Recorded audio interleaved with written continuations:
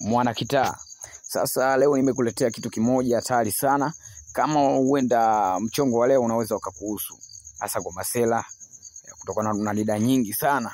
Fanya hivi, huenda una line 4 ama zaidi ya 4, alafu simu yako inakaa line 2 tu. Fanya hivi mshua, ingia kwenye page yako ili utumie line 2 ziwepo kwenye simu na 2 zisiwepo kwenye simu, na unapatikana mshua. Fanya hivi, piga hiyo menu ambayo nitaweza kwenda kukutajia hapo mbele.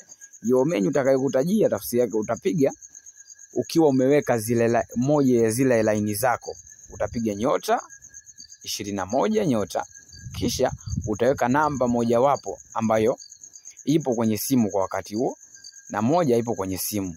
Utaweka sasa kwenye namba hiyo ambayo muda wote iko online. Utaitia ile namba ambayo uiweki mara nyingi online, kisha utaenda kupiga okay. Hapo itakuja itasema hivyo.